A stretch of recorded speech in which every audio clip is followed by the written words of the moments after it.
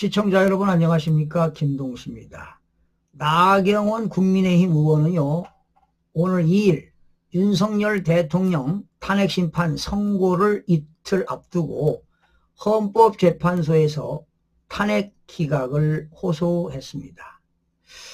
나 의원은요, 이날 오전 국회 소통관에서요, 기자회견을 열었는데, 더불어민주당은 정권 찬탈에 눈이 멀어 헌법과 법률이 정하는 절차와 견제장치를 무시하고 일당 독재적 발상으로 의회 민주주의 근간을 흔들었다며 상권 분립이라는 헌법 정신의 정면 도전이라고 말했습니다.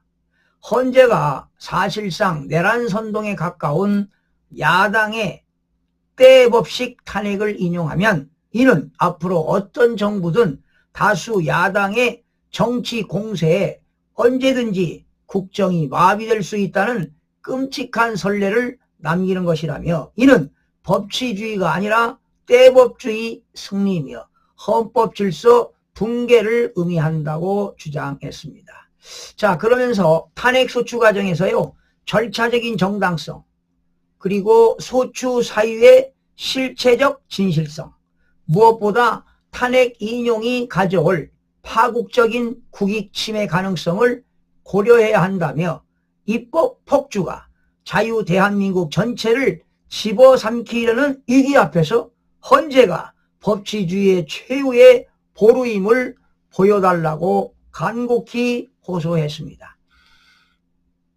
나 의원은요, 기자회견 직후 4대4 기각 전망에 대해 한덕수 대통령 권한대행 탄핵이나 이진숙 방송통신위원장 탄핵 사건 등을 보면 만장일치를 강요하는 것이 아니다. 개인 성향에 따라 판단하고 그것이 인정되는 결론이 나오는 헌법재판이 될 것이라며 만장일치 결론이 나오지 않을 것이라고 했습니다. 헌법재판관 중 4명은 절차적 흠결 부분을 주요하게 보지 않을 것 같다 빼고 나머지 4명이 모두 각하 의견이 나와야지 각하라는 결론이 나오는데, 일부는 기각이 나온다면 주문은 반드시 기각이 나오지 않을까, 이렇게 조심스럽게 생각한다고 했습니다. 그는 당 일각에서 지도부 총력투쟁을 주장하는 것에 대해 지도부도 마음은 같을 것이라고 생각한다며, 다만 우리가 정치적인 의사표시를 어떻게 하느냐 문제라고 생각한다.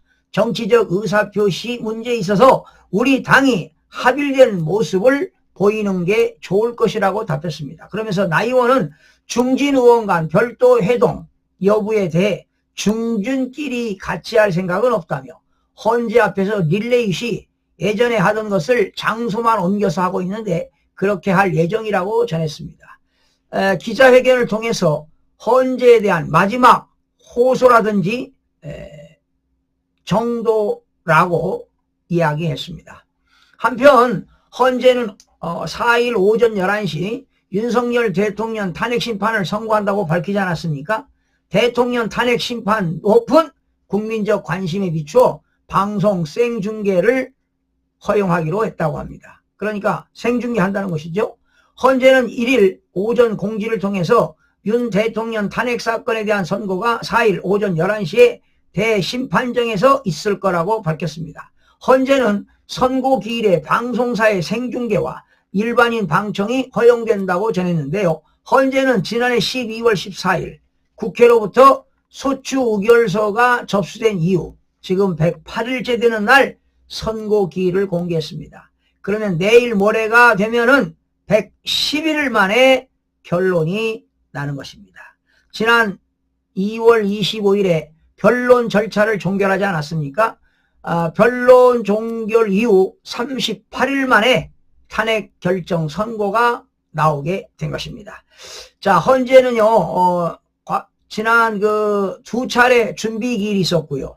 그리고 11차례 변론을 마무리한 뒤에 지금 재판관 평의를 열고 사건을 검토해 왔는데, 아마 평의도 끝났다고 하지요. 바로 이제 평의 끝나고 평결이 끝났다는 겁니다. 평결도 나왔다는데, 그러나 이제 인용이냐 기각이냐 각하냐에 따라서 결정문을 수정하고 있지 않을까 이런 예상이 들어가는데요. 또 마지막 평결은 4월 4일 날 오전 8시에 같이 아침 식사하고 8시 이후에 다시 평결을 해서 아마 11시에 결정문이 발표될 것으로 보여집니다. 윤석열 대통령이 정말 대한민국 국민들을 위해서 얼마나 마음고생이 컸습니까? 정말 상남자라고 저는 추키고 싶습니다. 대단한 용기입니다.